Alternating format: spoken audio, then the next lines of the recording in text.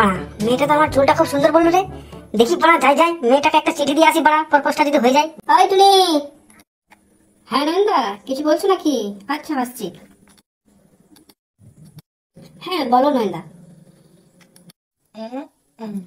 চলি, এই চিঠিটা তোমার রিয়া বান্ধবীকে দিয়ে আসতে একটু। চিঠি আমি দিয়ে আসবো? বুঝে গেছি, দাও আমি দিয়ে আসছি।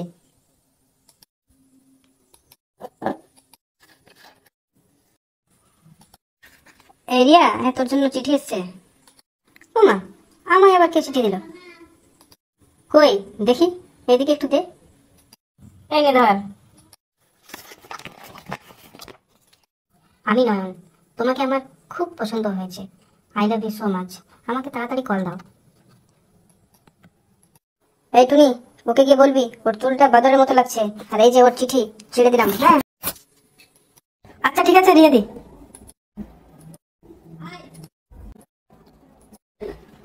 হ্যাঁ নন্দা, রিয়া তোমার চিঠিটা ছিঁড়ে ফেলেছে গো। আর তোমার চুলটাও আবার বাদরের মতো বলেছে। এবার দেখো না তুমি কি করবে। কি? আমার চিঠি রিয়া ছিঁড়ে দিয়েছে মানে? ওকে এখনই আমার সামনে রাখো। আচ্ছা বেশ, আমি ডেকে দিচ্ছি।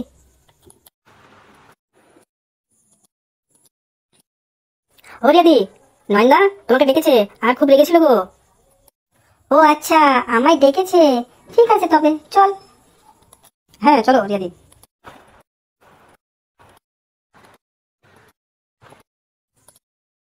আমায় কি জন্য ডেকেছ? তোমারই তো খেলা আছে। তোমাকে আমি চিঠি দিলাম, তুমি চিঠিটা ছিঁড়ে দিলে কেন? হ্যাঁ, তুমি চিঠি নিয়ে যেতা, তুমি আমাকে চিঠিটা ব্যাগ দিয়ে দিতে। তুমি চিঠি ছিঁড়লে কেন? তুমি আমাকে ওই চিঠিটা এখনই দাও।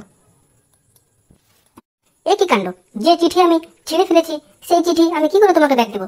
এটা কি সম্ভব? দেখো রিয়া, তোমাকে বারবার বলে দিচ্ছি, তুমি আমার চিঠিটা দিয়ে দাও, নাহলে তোমাকে এখন আমি ছাদ থেকে ফেলে দেবো কিন্তু।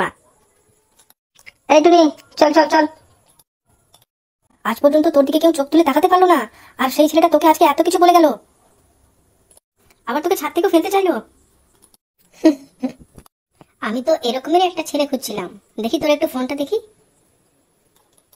ও রিয়া দে, ফোন কেন নিবে? আমি না হয় ফোনটা করে দিচ্ছি নয়নদাকে। আচ্ছা বেশ, কর দেখি। নয়নদা, রিয়াদি তোমাকে ট্রাই করছিল। তোমার সাহস দেখে সে অনেক মুগ্ধ হয়ে গেছে। এই যে নাও, আমি লাউড স্পিকার করে দিচ্ছি, তোমার সঙ্গে রিয়াদি কথা বলবে। হ্যাঁ বলো রিয়া। হ্যাঁ নয়ন, আমি তোমাকে ভীষণ ভালোবাসি গো।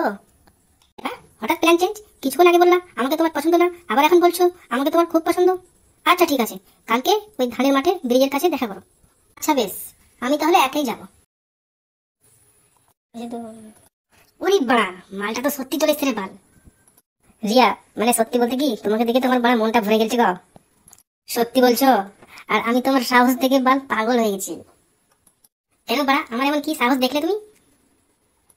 না মানে আমার ভাইরা হলো গুন্ডা মস্তান, তাই আমাকে কেউ প্রপোজও করে না। তুমি করেছো, আমার খুব ভালো লেগেছে। কিন্তু তুমি আগে বলো তো, এই জঙ্গলে কেন আমায় ডাকলে? আরে রিয়া আর বলো না, এটাই হলো সেফ জায়গা, কেউ বাড়া এখানে দেখতেই পাবে না। মানে? আরে বাল, তুমি না এত ভয় পেও না তো। তুমি বাড়া এখন বসো দেখি। দেখো নয়ন, আমার এখানে বেশ ভালো লাগছে না কিন্তু। আরে পাগল, আসো আসো, আগে এখানে বসো লেওড়া। রিয়া, আমার চোখের দিকে একটু তাকাও দেখি। এবার তুমি এখানে রিয়া ঘুমিয়ে যাও।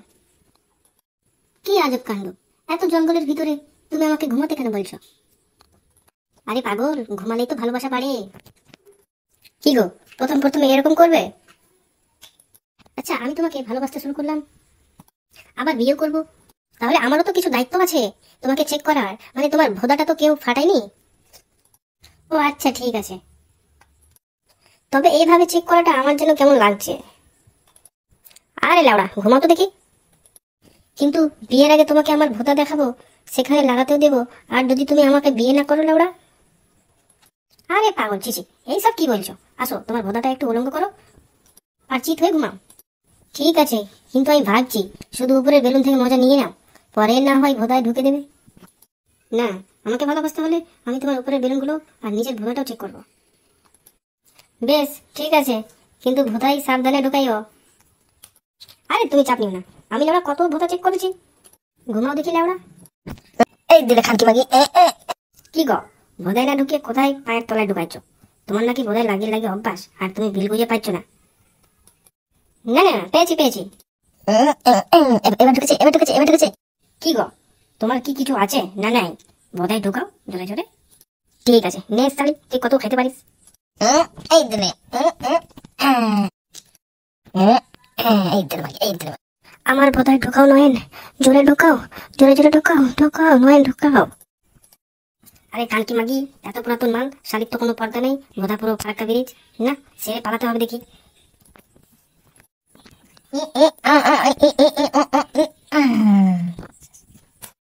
কি গো, আমরা তো সব সেরে ফেললাম, কিন্তু তুমি আমায় ছেড়ে দেবে না তো? না না, তোমাকে ছাড়ি নাকি? তোমার যা বোধা ছিল, সেখানে আমার 14 গোষ্ঠী ঢুকে যাবে ল্যাওড়া। না না, আমার অতজন লাগবে না, তুমি হলেই হবে।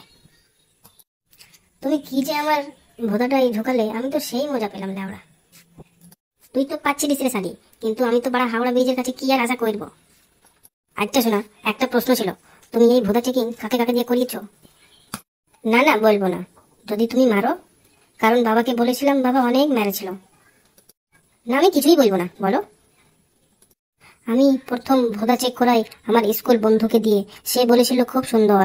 তারপর স্কুলে হেডমাস্টার, তারপর না মানে মিনিমাম 70টা হবে, কিন্তু সবাই আমার ভোদার নাম করেছে।